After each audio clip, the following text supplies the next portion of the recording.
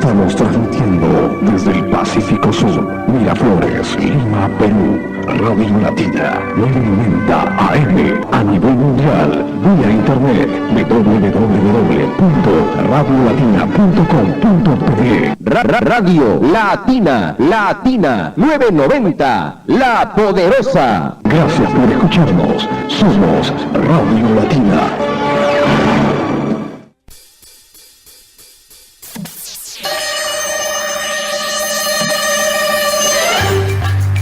Programa por la seguridad jurídica, con lo más importante de la información jurídica legal en defensa del Estado de Derecho y de los derechos humanos, y su bloque estelar, El Notario te saluda, bajo la dirección jurídica de la Notaria de Lima, doctora Clara Carnero Ábalos, y la producción y conducción periodística de Ángel Ruiz Maldonado, aquí en Latina, La Poderosa, los sábados a las 4 de la tarde.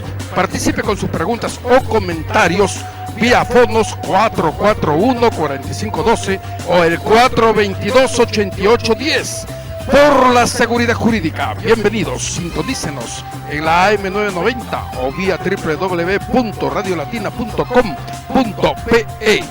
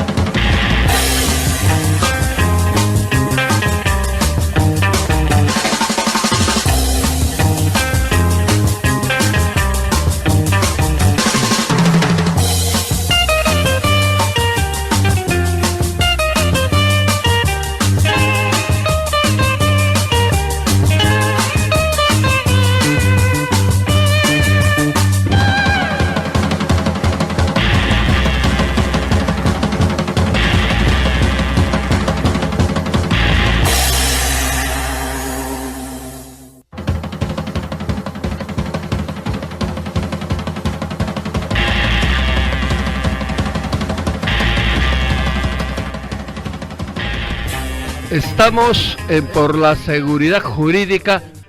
Doctor, estamos ya en el aire por la seguridad jurídica aquí en Latina La Poderosa. Muy buenas tardes, amigas y amigos, muy buenas tardes. Bienvenidos a una nueva edición de Por la Seguridad Jurídica. Bueno, amigas y amigos, estamos pues el día de hoy, 5 de noviembre del año 2016.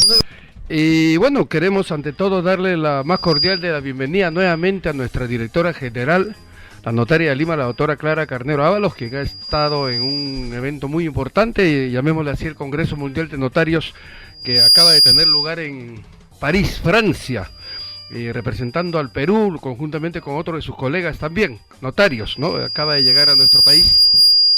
Y queremos darle la más cordial de la bienvenida. Doctora, ¿cómo está? Muy buenas tardes, bienvenida. ¿Cómo estás, Ángel? ¿Cómo están Radio Escuchas? Buenas tardes, nuevamente hoy en un nuevo programa. Ahora tenemos un problemita con el audio. Sí, ya creo que se regularizó. Hay un pequeño Si no ruido. tenemos que... Ingeniero Santo, por favor. A ver, ahí ya está ya. Que desaparezca el sonido si no nuestros radioescuchas ya, ahora sí dice el ingeniero. Se van a molestar con nosotros. Va a pensar que estoy silbando yo. Sí, es un silbido, ¿no? Deportivo.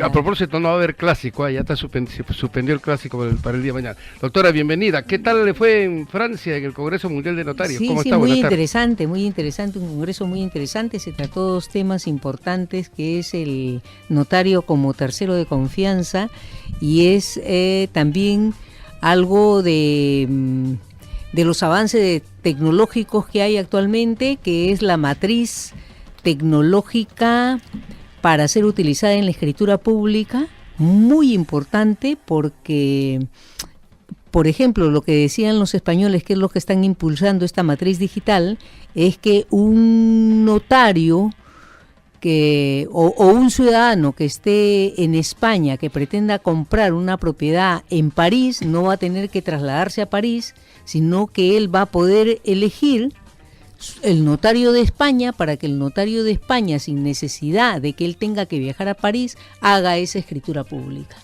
¿no?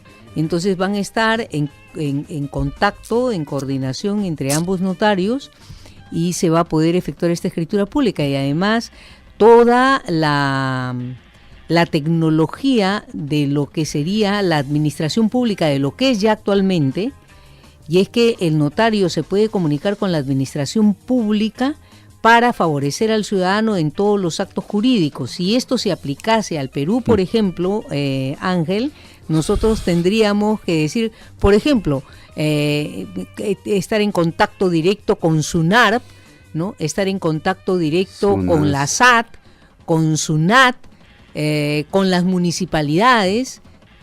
Esto implicaría, por ejemplo, que cuando se hace una compra-venta de un ciudadano, en vez de que el ciudadano se acerque a la municipalidad a hacer el alta, el que compró, y hacer el baje, el que vendió, el notario simplemente lo comunique y no hayan ni siquiera multas por retrasos de que el ciudadano no comunicó en su debida oportunidad, porque a veces ni están enterados de que deben hacer el alta y la baja, ¿no?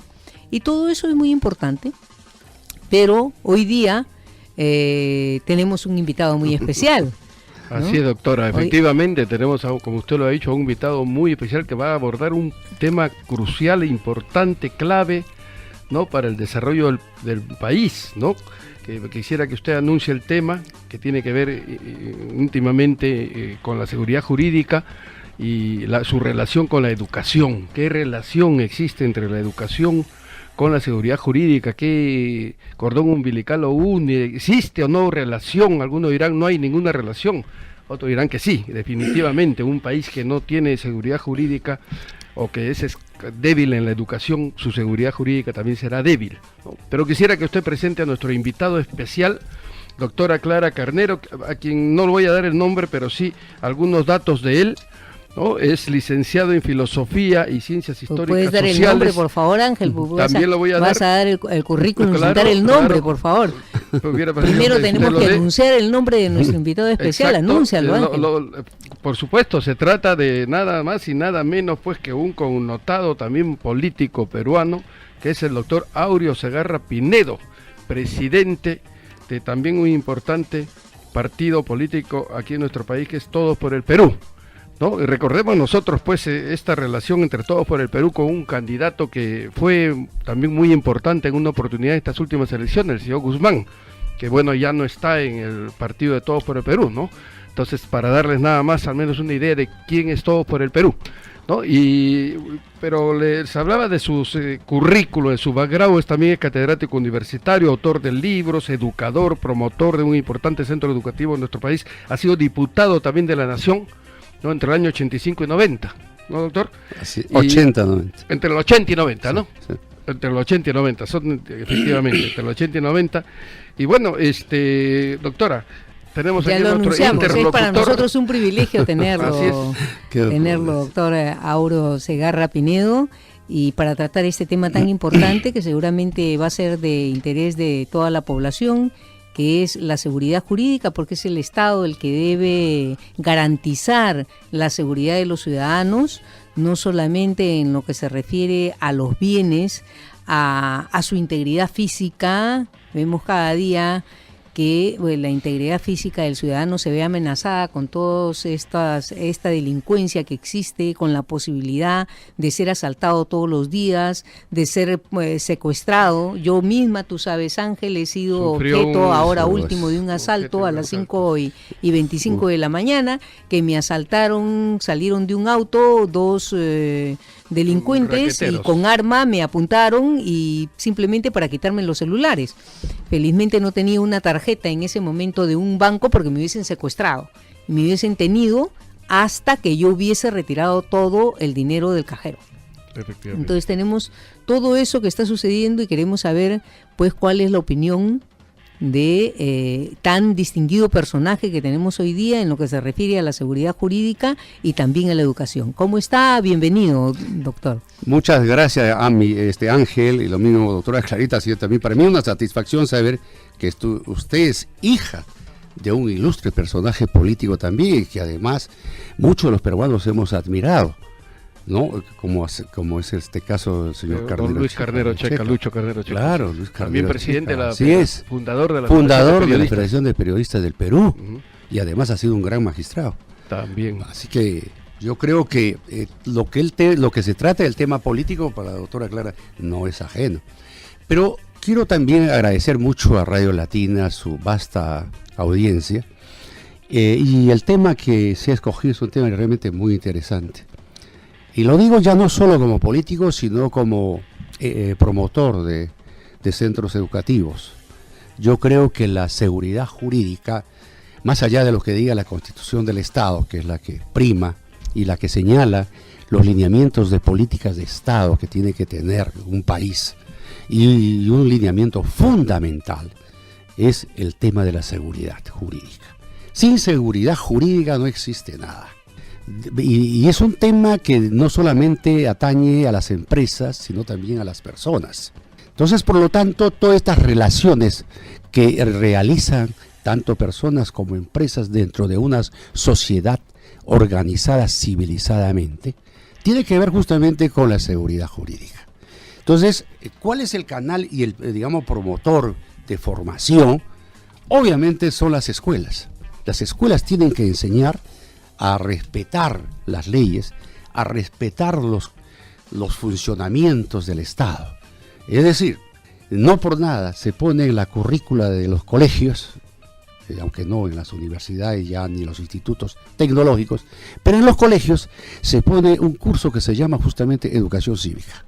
Entonces, ahí nace la primera base de la formación de lo que el niño y el adolescente tiene que saber, cuáles son los principios de seguridad jurídica existentes para el país.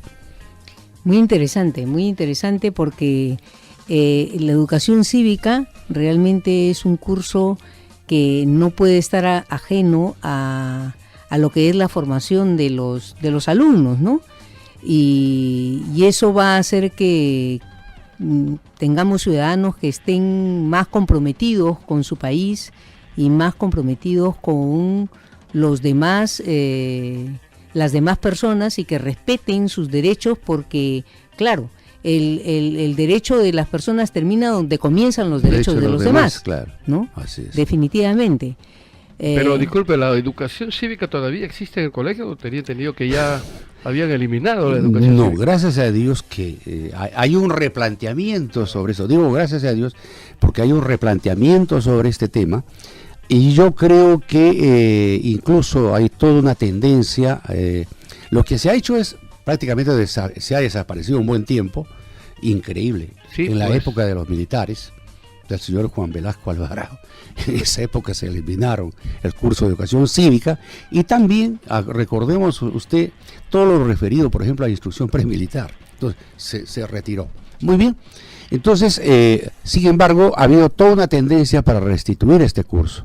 Y quiero decirles que hay, obviamente, con solamente 1 hora a la semana.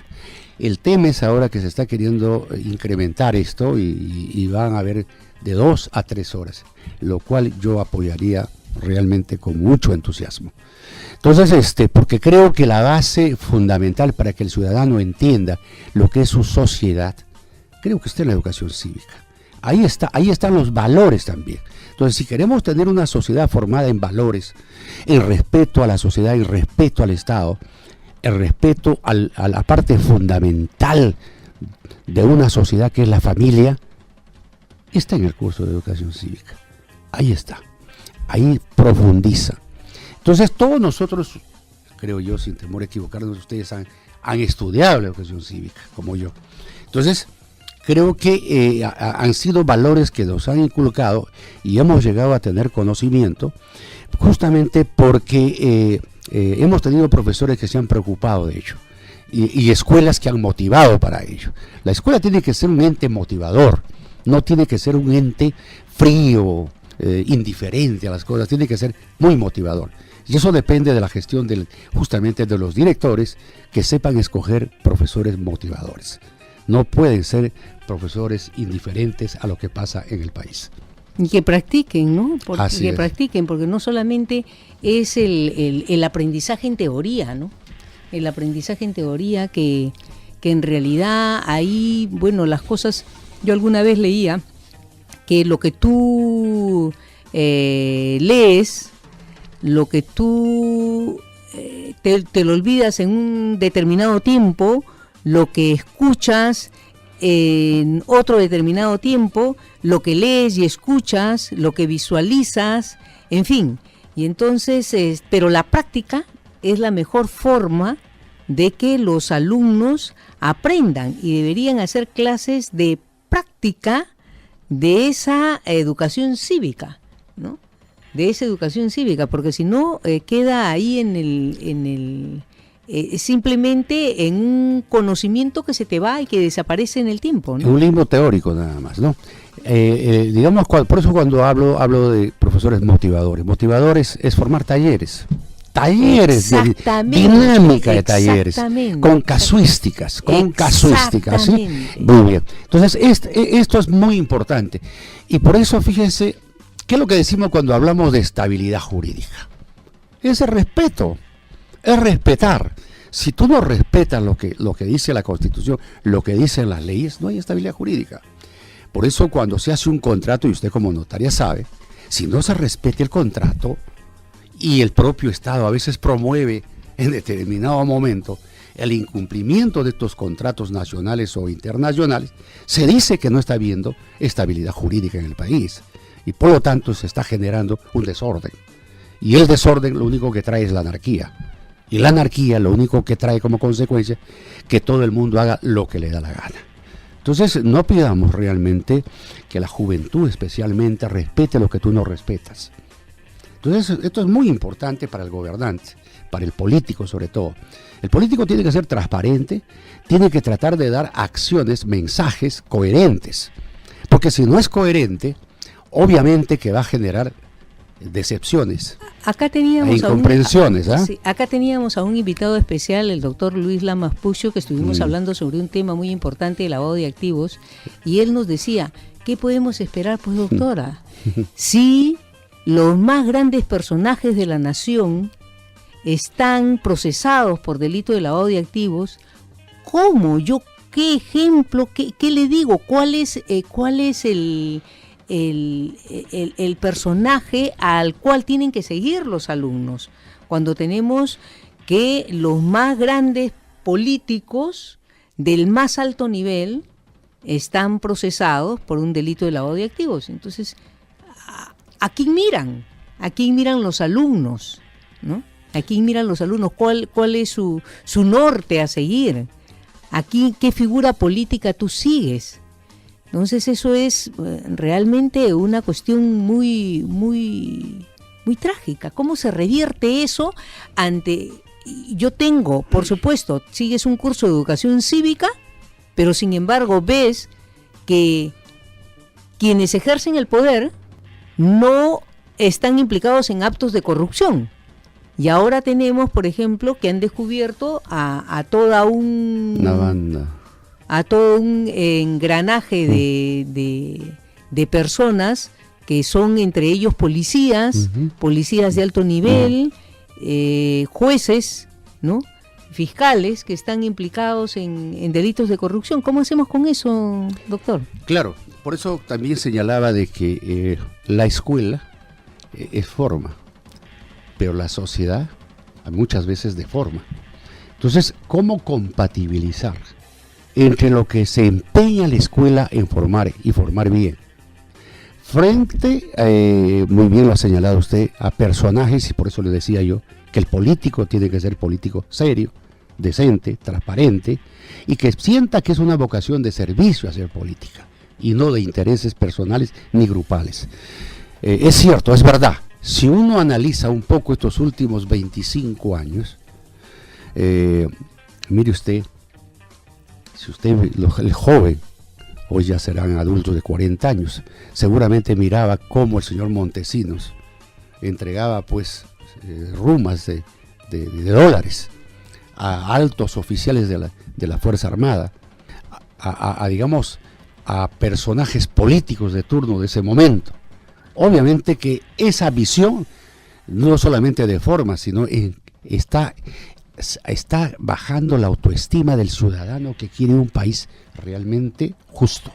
Entonces, si usted analiza que tiene un expresidente preso, si usted analiza que tiene un expresidente enjuiciado por casos Ecotebas y ahora posiblemente venga esto de Odebrecht, si usted ve un expresidente comprometido con el tema de indultos a narcotraficantes comprobados, si usted ve que personajes que han detentado la primera magistratura del país están teniendo, según ya incluso confesiones de parte de ellos, de dineros de Venezuela, del señor Chávez, que en paz descanse, si es que puede descansar después de tantas barbaridades que ha hecho en su país, ¿no es cierto?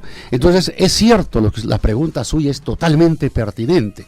¿Cómo hacer? Simplemente hay que recobrar la sociedad organizada, la sociedad civil, los partidos políticos, los políticos decentes que quieren hacer una política decente. Tenemos que protestar, tenemos que lograr que impulsar. Mire doctora, en esta campaña electoral última, y perdone el que me ponga en primera persona, yo he sido parlamentario durante 2 periodos. He sido elegido por el voto normal, por el voto preferencial. Por lo tanto, ratificado con un voto escogido por la ciudadanía. Y he tenido la oportunidad de ser un líder en Acción Popular, donde he tenido la vocación de estar en el gobierno. Mi amigo, que en paz descanse también, el señor Valentín Paniagua, me honró con su amistad y muchas veces consultaba conmigo algunos temas muy importantes. Sin embargo, yo dije en esta última campaña que si tenían algún conocimiento de algún lavado de activo mío o de cualquier acto de corrupción, era el momento de bajarse la candidatura. Porque es lógico. Si este señor que se está presentando en todos los canales de televisión, está hablando en todas las radios, su candidato, el señor Guzmán, y él es el presidente de este partido, y yo conozco y sé esto, lo traigo bajo esta candidatura. Hasta el día de hoy alguien está presentando algo. Es que cuando uno se siente para decir esto, primeramente tienes que haberte analizado personalmente. Claro, pero usted, doctor Segarra, es de otra época de políticos. de los políticos que luchaban por un ideal. Los políticos que luchaban por ese ideal, que han estado presos inclusive por defender sus ideales sin importarles nada. Pero ahora cada vez más se ve eso más lejano y vemos a un congresista que jura por Dios y por la plata. Entonces, sí. ¿Qué hacemos contra eso, no? Y cada vez la cosa va, digamos, orientándose hacia todo lo que es dinero, sin que ya se pierda ese ideal que se tenía, donde no importaba lo que tú ganases, donde no importaba recibir un sol de remuneración, porque lo que querías es hacer bien al país, ¿no? Como hizo ahí de la Torre cuando fue presidente, claro, la constituyente. Políticos así ya no existen, políticos de su época no existen. ¿Qué hacemos? Doctora, recobrar recordar, mire, en Todos por el Perú, que nació hace 13 años, es un partido realmente que ha entrado a la adolescencia. Es un partido que estamos haciendo un trabajo con muchísima gente muy buena, haciendo un trabajo de esa naturaleza, no formando caudillos, sino líderes. Usted sabe perfectamente bien, lo mismo tú, Ángel, la diferencia entre un caudillo y un líder. El caudillo deforma la política, busca la política para ser él el beneficiario. El líder no, el líder forma, el líder escucha, el líder comprende, el líder orienta, el líder se mantiene, el líder trata de que existan nuevos líderes y competir con esos líderes.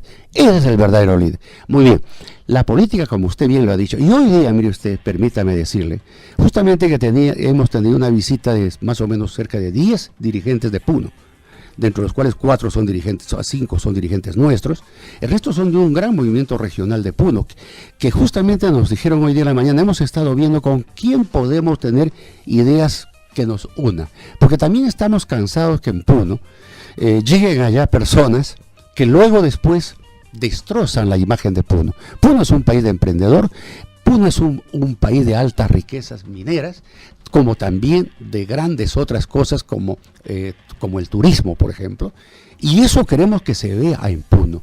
Entonces hemos encontrado en Todos por el Perú esas coincidencias y queremos efectivamente también adecentar la política en Puno. No, yo soy de la Amazonía, de Pucallpa. No, por eso le decía, pero nos decían esto y nosotros realmente le escuchábamos es grato, decíamos, no estamos arando en el desierto. Hay muchísima gente buena, doctora, más de lo que usted cree. Solo que el pillo, el sinvergüenza, el mentiroso, es el que se atreve muchas veces a enalborar la política y a veces persuade a la gente. Y el muchas audaz, veces el aventurero, exacto. El aventurero. Sin embargo, la gente decente, la gente que tiene algo, la gente que quiere bien para su país o para su región, muchas veces dicen, no, mejor estoy haciendo mis cosas, no me quiero meter, de repente la política me va a hacer nada. Yo les digo a todos ellos, la política no te hace nada, no te vuelve corrupto, corrupto ya vienes, la política no te hace corrupto, más bien tú corrompes dentro de la política. Y haces política. Que hay un desencanto con respecto a la política, ¿no? Así es. Ya Juan Jacobo Rousseau, el enciclopedista francés, usted lo sabe, como educador también, usted doctora, hace cuántos años ya decía, el hombre nace bueno, pero la sociedad, como usted dice, lo deforma o lo corrompe, en otras palabras, ¿no? Así es. Pero yo quería preguntarle, doctor, usted como educador que tiene ya mucha experiencia en ese tema, ¿qué nivel de conocimiento percibe usted entre los educandos, entre los escolares de la actualidad con respecto a la seguridad jurídica?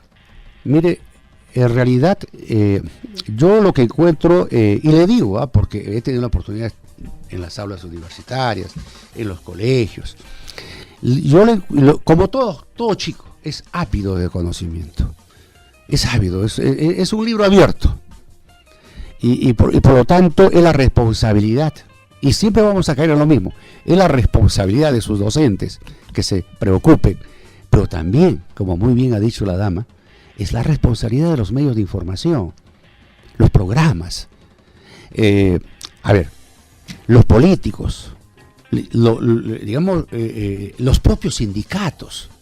Cuando hay un sindicato serio, con gente seria, que conversa, que dialoga, que está viendo la mejora desde sus sindicatos, por el bienestar de sus asociados, obviamente uno percibe eso, pero cuando esto lo trasladas a un tema personal crematístico, es decir, económico, o lo trasladas a un interés de una corriente política, desfiguraste todo el sentido social que tiene eso. Entonces, es un compromiso realmente de todos, es un compromiso de mejorar de todos.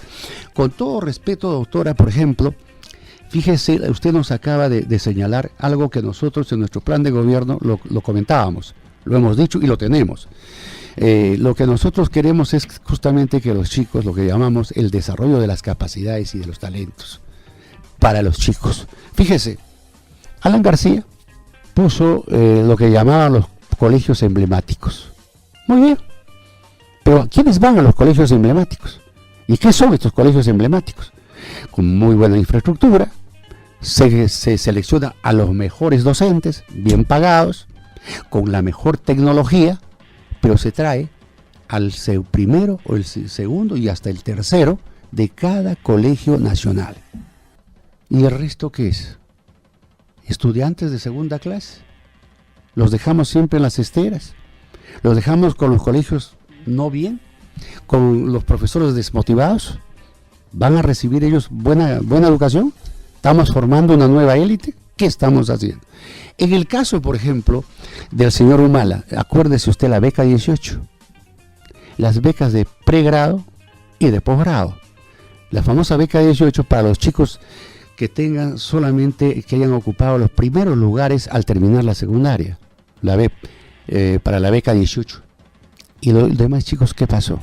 ¿Qué sucedió con los demás chicos? ¿Cuál sería la propuesta? La propuesta nuestra fue la siguiente, y que creo que eso lo escucharon los jóvenes, y por eso creo que es uno de los tantos éxitos que hemos tenido con la juventud. Fíjese, y no hemos descubierto la pólvora. Es el modelo europeo y el modelo americano de Estados Unidos. Oiga, Cofidis, usted sabe, es la banca de segundo piso. Con una inversión de 400 millones de soles, usted lo pasa a la banca comercial y hace que los chicos que puedan postular a las universidades nacionales o internacionales puedan conseguir un cupo, porque usted sabe que ahí se postula. Un cupo le cuesta una cantidad X.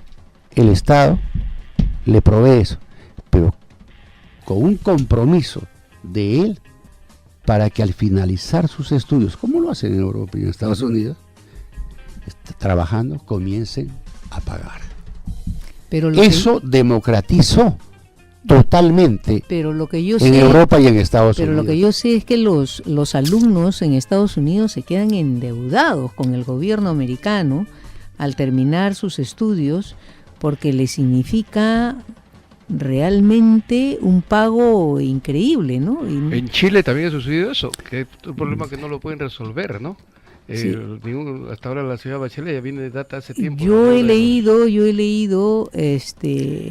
que los alumnos salen muy endeudados con el Estado después de haber terminado con sus estudios, ¿no? Y que es todo un drama para los estudiantes. A ver si nos ubicamos. El tema con Estados Unidos, pero esto no pasa en Europa. En Estados Unidos, ¿por qué? Porque las tasas de Europa no lo sé, sí, pero de Estados Unidos. Por eso le digo, pero le pongo el modelo de Europa. Ya. Lo que pasa que en Estados Unidos, y que es el que aplicó Chile, lo que pasa en Estados Unidos, las tasas de interés son altísimas. Exactamente. Son altísimas, ¿entiende? ¿Entiende? Entonces, eso no ayuda en nada. El modelo, en cambio, europeo, las tasas son bajísimas, son estándar internacional, ¿correcto? Son bajísimas. Entonces, ¿esto no significa que va a perder? No pierde. Acá no se recupera el capital y se tiene un porcentaje, porque acá no se trata de ganar dinero, se trata de un porcentaje para la parte administrativa. Lo bueno es, ¿cuál es lo bueno? Si a usted le costó una maestría, póngase en Estados Unidos, de $80,000, usted lo puede pagar en 10 o 15 o 12 años.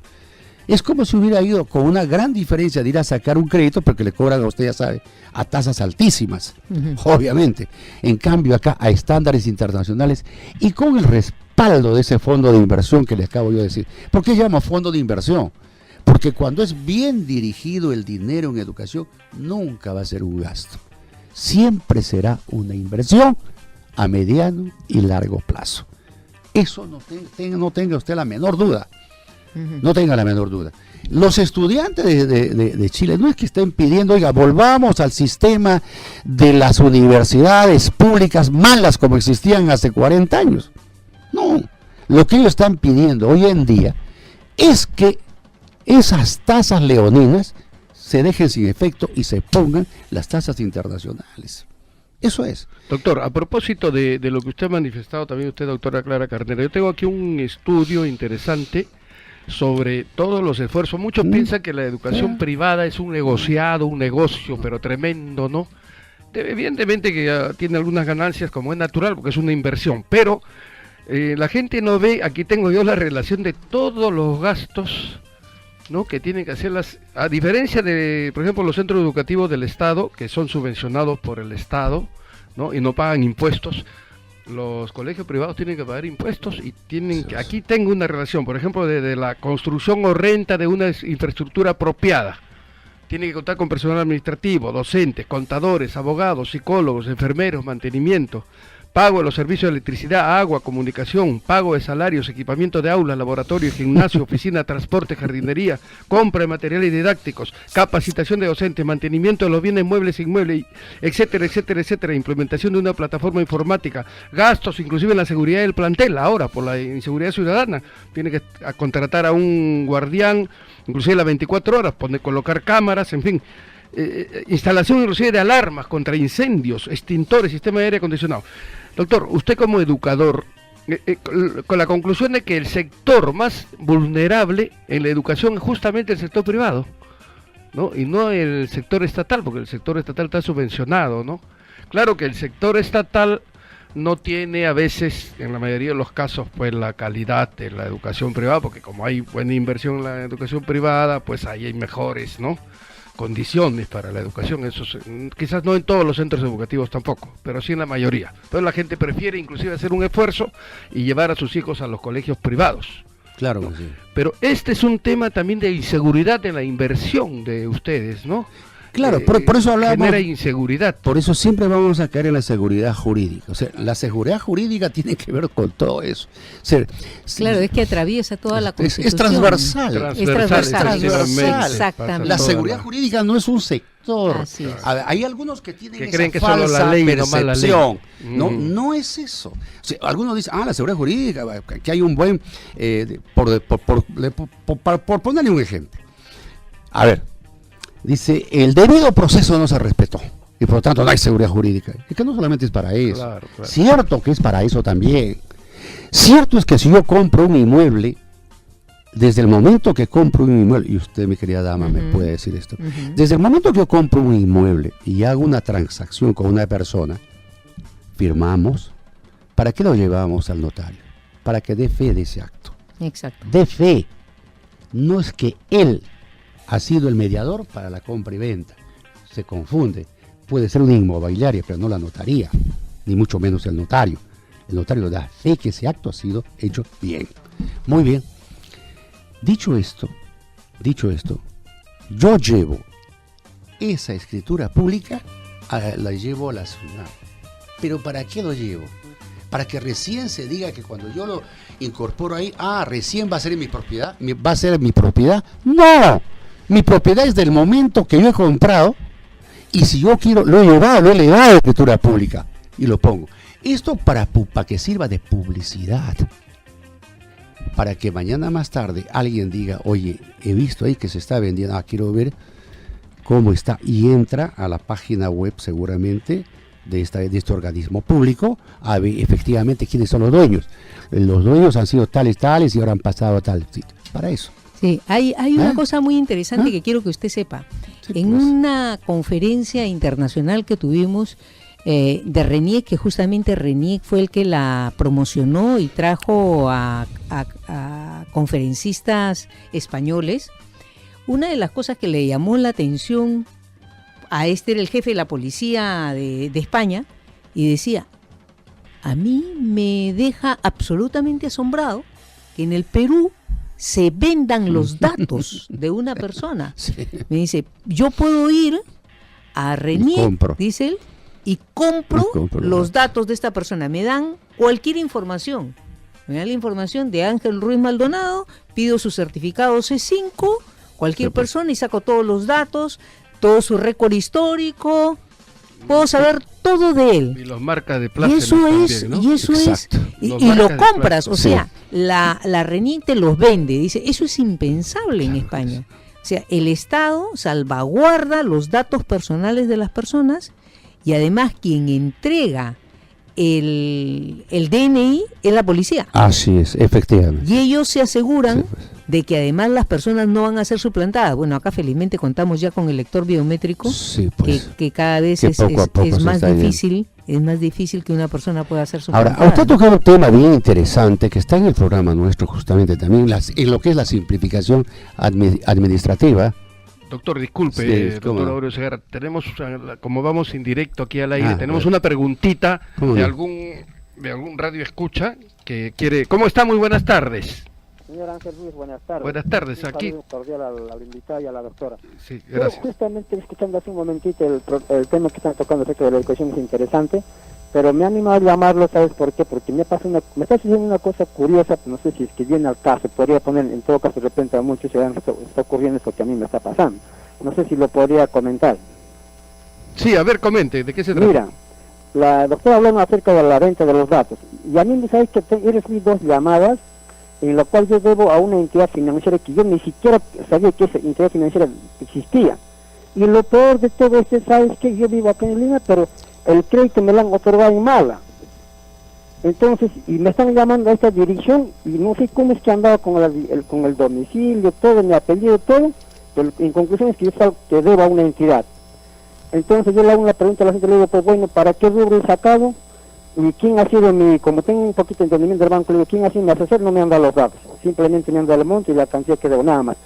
Pero si yo vivo acá, ¿cómo es posible que a mí me hayan dado el crédito en Mala si yo vivo acá? Ahora me están llamando acá, pero hasta yo tengo entendido es que simplemente crédito en el sitio donde el señor reside.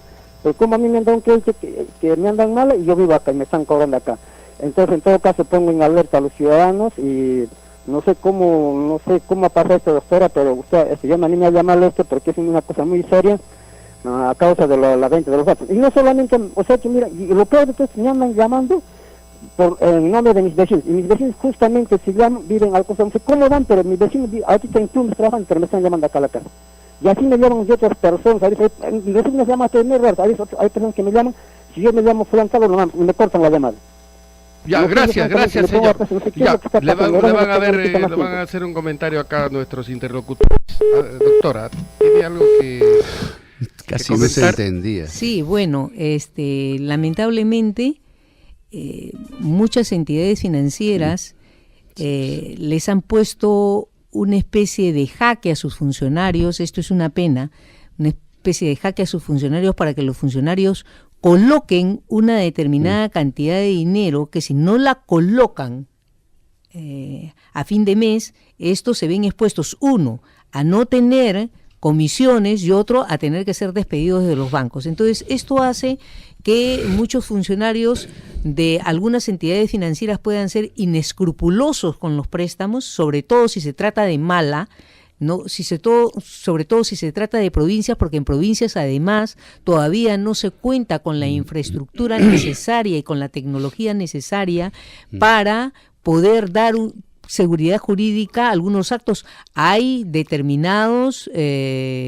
como te digo, determinadas personas que no realizan esto y entonces la población se ve expuesta a este tipo de casos que son absolutamente lamentables y comprendo la preocupación de este señor de saber él va a tener que ir personalmente a esa entidad financiera y exigir que se le presente el documento en el cual él firmó para sacar este préstamo, ¿no? Bien. Y poder hacer el reclamo. Continuamos pues con la exposición de nuestro interlocutor invitado especial el día de hoy, el destacado educador, el doctor Aureo Segarra Pinedo, también presidente del partido político Todos por el Perú, quien está exponiendo y dando su punto de vista sobre este tema tan importante como es la educación y su relación estrecha que tiene pues con la seguridad jurídica del país. Doctor Aureo Segarra. Sí, yo decía antes de la llamada que justamente un punto coincidente con lo que exponía la doctora estaba en nuestro plan de gobierno, justamente la simplificación administrativa, y estando en el siglo XXI con toda la tecnología, es impensable no comenzar a dar pasos en esa dirección, es decir, digitalizar. Lo que usted acaba de señalar es nada menos que globalizar. Los procedimientos administrativos comunes que existen entre las organizaciones, las instituciones. Lo que usted nos acaba de comentar, entre el notario de España y el notario de París, porque entiendo que ha sido en París esta reunión, he leído, muy bien, pues es una experiencia valiosísima. ¿Qué se ha logrado con esto? Primero, se ha logrado las horas hombres que se ahorran. Segundo, los trámites engorrosos. Tercero, una economía que se ahorran recursos económicos y además que se simplifican los procedimientos, que es lo más importante. ¿Ve? Muy bien. Si esto lográsemos hacer en toda la administración pública, con las entidades, obviamente que el gran beneficiario es el contribuyente, es el usuario del servicio. Entonces, él es el beneficiario. Y con relación al tema esto de lo que yo llamo los estímulos perversos, la SUNAT tenía un estímulo, digo tenía porque espero que se ejecute lo que acaban de anunciar, un estímulo perverso como tuvo el estímulo perverso los policías de tránsito. Un porcentaje por cada multa, es increíble. por cada multa que apliquen al contribuyente o al usuario de la vía pública a través de los... Entonces, este es un estímulo a la corrupción, no es un estímulo a la eficiencia y a la eficacia, es un estímulo a la corrupción. ¿Ve? Entonces los pequeños, los medianos empresarios, los grandes empresarios han sufrido en carne propia, las personas naturales lo han sufrido en carne propia. ¿Cómo queremos formalizar con este tipo de estímulos perversos? Entonces la seguridad jurídica es que tú como juzgador o como entidad responsable de un acto administrativo lo hagas bien, sin que tengas que tener estímulos perversos. Y ese estímulo perverso está también para los fiscales y para los jueces, a quienes se les pide productividad. Dice, ¿productividad? ¿Un juez y a un fiscal? ¿Productividad? ¿Qué significa la productividad? Que tengas que sancionar cada vez más casos, que tengas que ver cada vez más casos, y o sea, a costa de que salgan como salgan. O sea, así es. ¿Cómo es que vas a medir tú que un juez es un mejor juez porque saca la mayor cantidad de casos posibles?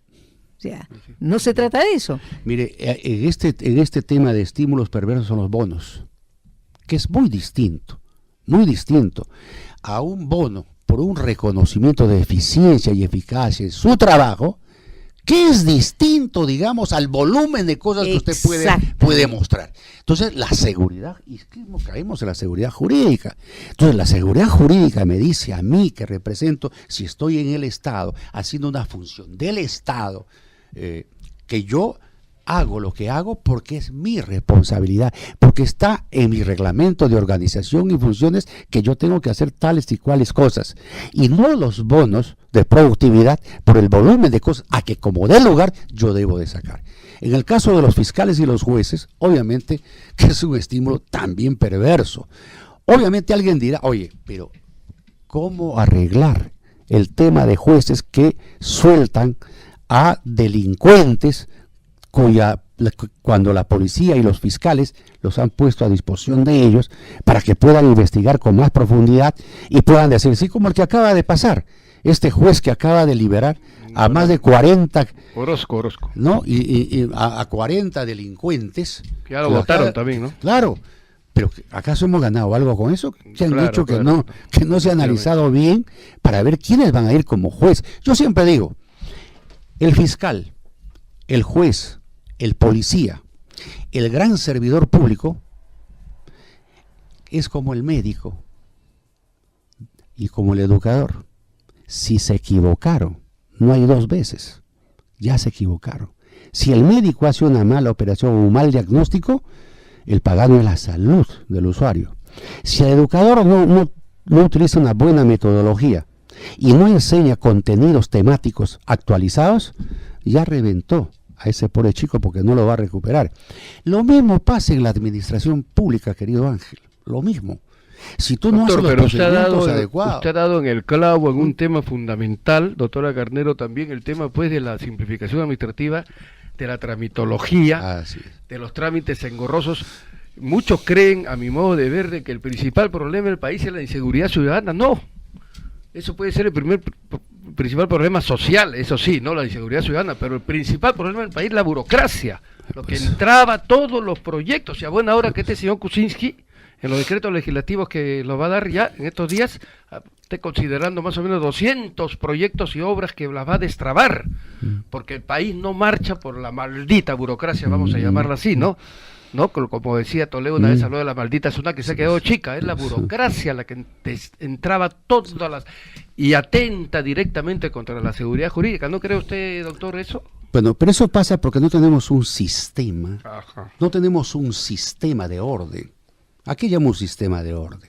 Un sistema de orden es la meritocracia, pero la meritocracia tiene que estar enmarcada realmente dentro de un programa donde desde el más humilde de los servidores públicos hasta el más encumbrado realmente tenga elementos suficientes como para que pueda ir ascendiendo. Entonces, obviamente eso no hay. Antes había, acuérdese, la 216. ¿Se acuerda del decreto legislativo 216? Finalmente se sacaron una serie de normas y cada sector tiene su propia norma hoy día. Entonces, todo eso tiene que trabajarse. Oye, por ejemplo, hay el programa de la ley Servir. Pero todo esto tiene que establecerse en una sola norma. En una sola norma. Y eso es un trabajo que hay que hacerlo ya. No espera más tiempo. Hay que hacerlo. Y por otro lado, siempre vamos a caer en los partidos políticos. Cuando ganamos en las municipales, en las regionales o en la nacional, venimos con un conjunto de personas que no preguntamos si hay presupuesto o no, si está calificado para tal o cual cargo o no, simplemente lo ponemos. Y eso hay que desterrar, porque eso no es bueno. Lo que se tiene que hacer es analizar muy bien qué capacidades de recursos humanos o de capital humano, como se habla hoy día, se tiene en la administración pública. Y la administración pública también a través de los ministerios, Ángel, y a través de los ministerios, doctor Segarra, deberían hacer, por ejemplo, un tipo de solicitudes que sea similar para todos los ministerios. Así es. Dependiendo de lo que vas a solicitar, pero que sea igual. Fíjate, te doy un ejemplo. Por ejemplo, nosotros con el tema del lavado de activos, los notarios somos sujetos obligados. Dentro de estos sujetos obligados estamos no solamente nosotros, está los bancos, que son los primeros y más importantes sujetos obligados, están las agencias de viaje, las agencias de aduana, los martilleros públicos, la bolsa, están las cooperativas, las salas de juego, en fin, hay cantidad de sujetos obligados. Sin embargo, las señales de alerta para estos sujetos obligados son similares. Sí, son similares, todas igual, las señales de plano, alerta. Y no plano. solamente en el Perú, sino en el mundo. Sino en el mundo, ¿ah? Es algo muy similar. Entonces, ¿por qué nosotros no podemos hacer que en los ministerios, en todos los ministerios, las solicitudes sean similares? ¿Por qué tú tienes que tener un tipo de solicitud, el otro tipo de solicitud? ¿Por qué los plazos tienen que ser diferentes? Todo tiene que ser igual. Y todo tiene que ser a través de una plataforma del Estado que le permita al ciudadano facilitarle las cosas. Nosotros tenemos ahora, por ejemplo, nosotros tramitamos cartas notariales que le remiten a la OMPE, estos pobres ancianos que quieren cobrar su pensión y que el Estado no se las paga, ¿no? Ese es otro drama. Eso es un drama, realmente es un drama porque se pasan reclamando, gastando en cartas, en pedidos, y ese tema no se resuelve. Es un tema que podría resolverse y agilizarse. Tienen que pasar un año, a veces hasta 2 años, ¿no? Muy bien. Si se estuviera realmente la vocación del servicio aplicado con la tecnología y aplicado con una buena gestión, porque todo es cuestión de gestión también, y de buena voluntad para poder realizar estas cosas. Pero como yo siempre señalo, y el partido ha desarrollado que el principal problema, entre uno de los principales problemas, justamente la gran tramitología, es esa bendita tramitología que hay que coger, como se dice, al toro por las astas, pero hay que comenzar a hacerlo. Y el otro tema que hablabas tú de la seguridad ciudadana, yo te digo, y esto siempre a veces lo decimos, la seguridad ciudadana. La seguridad ciudadana es una seguridad del municipio. La seguridad es la seguridad del orden interno. No es la seguridad ciudadana, es el del orden interno. Porque el orden interno va más allá de la seguridad del ciudadano, de su circunscripción, para irse a una seguridad más integral. Es seguridad de los bienes públicos y privados. Es la seguridad de las personas. Es seguridad del tránsito. Es la seguridad incluso relacionado con la parte internacional del turismo. Es mucho más allá de eso. Es amplísimo. Es amplísimo, sino que lo hemos simplificado a algo, digamos, que realmente corresponde a un ámbito meramente, digamos, municipal. Doctor, aprovechando ya con la disculpa y la venia de nuestra directora, la doctora Clara Carnero, ya estamos 5 minutos para terminar, como presidente del partido Todos por el Perú, ya están preparando sus programas, sus planes, ustedes ya están inscritos, lógicamente, Claro. van a participar en Sí. las próximas elecciones, por decir las municipales y regionales. Gracias por darme 2 minutos Claro, para, creo que para aprovechamos decirme también un poquito. Un poquito sobre el partido. Efectivamente, nosotros volteamos la página, pudimos ser gobierno, en fin, son cosas del destino, errores de acá y errores de allá, no vamos a ahondar sobre ello. Volteamos la página y comenzamos a reorganizar el partido a nivel nacional. Somos un partido nacional, tenemos una ideología, tenemos un plan de gobierno, tenemos una propuesta de un ideario y por lo tanto tenemos lo que es más importante, mucha juventud que cree en este partido y gente de experiencia que quiere volcar su experiencia en esta juventud. Entonces, lo que nosotros estamos combinando es la parte de especialistas y profesionales técnicos con esta gran juventud, que los formen. ¿Para qué? Para presentarnos a las elecciones municipales del 2018 y las regionales de ese mismo año, y con una mirada de visión de futuro hacia el 2021. Tenemos 3 o 4 prospectos por ahí que son de muy buen nivel, pero obviamente en su momento eso se sabrá, pero créame, nuestra gran preocupación es tener gente bien preparada, pero también con un buen programa, porque llegar a improvisar, mejor no llegar. Ha tenido que reinscribirse, ¿no? Ha tenido que... No, ¿No? nosotros no. Claro, ya está Nosotros bien. no, nosotros estamos inscritos, mantenemos las cosas. Lo que estamos haciendo es reorganizar el partido, es decir, abrir el partido para que nuevas mentes, nuevas personas se incorporen y vengan a vernos a nosotros, y si creen en la decencia de la política, si creen en un partido serio, si creen en un partido que hace institución, ahí tienen con nosotros. Yo le he dicho, mire, yo no tengo ningún interés en ser candidato presidencial del 2021 como no lo tuve para el 2016, ni tampoco ser candidato a tener en la lista del Parlamento Nacional. Me ofrecieron, querían que yo sea la cabeza de lista de Lima en esta oportunidad. Sin embargo, les dije que no, porque con el ejemplo hay que enseñar. ¿No es cierto? Ni tampoco voy a ser candidato a una gobernación, ni tampoco a la alcaldía de ningún distrito ni de ninguna provincia. Lo que queremos es que la juventud y la gente de experiencia vengan a desarrollar a esta organización para desentar la política. Su símbolo sigue siendo, veo ahí, está usted exhibiendo la antorcha moradita. Sí, bueno, ¿no? Realmente es la antorcha que ha calado a nivel nacional y es muy pegajosa la antorchita. Cuando yo voy por la calle me dicen, no me regala la antorchita, ¿no? Pero con el fondo morado. Con el fondo morado, inicialmente nuestro fondo era rojo. Finalmente en esta campaña del 2015 decidimos hacer un poco de análisis mediante un creativo muy inteligente. Dijo, ¿por qué no vemos la posibilidad de generar, digamos, un fondo que simbolice el centro? Porque el partido es un partido de centro. Muy bien, ¿cómo hacemos? Entonces combinamos el rojo con el azul del morado. Y el morado, pues ya todos sabemos lo que representa, ¿no? El centro, el espectro político, y representa también no solamente los colores del Señor de los Milagros, no solo de lo más peruanos que tenemos, como es en este caso la chicha morada, ¿no es cierto? Bueno, en esta oportunidad no se dio el milagro, esperamos Sí, que se dé sí, en sí. esta nueva Pero no oportunidad que crea, se le presenta. se hizo el milagro, ¿sabe por qué? Mire usted, ¿cómo se hizo el milagro? Aún Dios te da muchas cosas poniéndote por delante. Fíjese, ¿por qué le digo que nos dio el milagro? Porque nos hizo entender a nosotros que de repente digo, nos faltaba mucho más desarrollo. Y eso lo tomamos como reto de nosotros. Me parece muy bien, me Sí, parece muy bien que le sí. den la vuelta a la Sí. página y que esto lo hagan un aprendizaje en vez de una pérdida, ¿no? Así es, Está así muy es. bien. Hay está que muy verlo bien, como lo felicito. oportunidad más bien.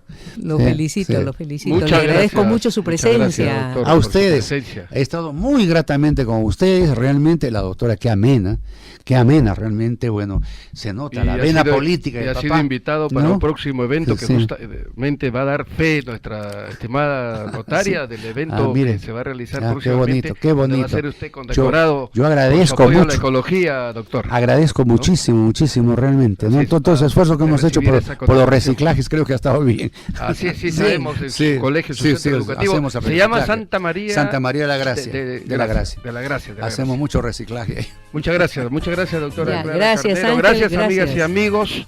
Y con ustedes nuevamente estamos retornando en nuestro horario habitual los sábados a partir de las 4 de la tarde. Pasen un bonito fin de semana. Muchas gracias por su sintonía.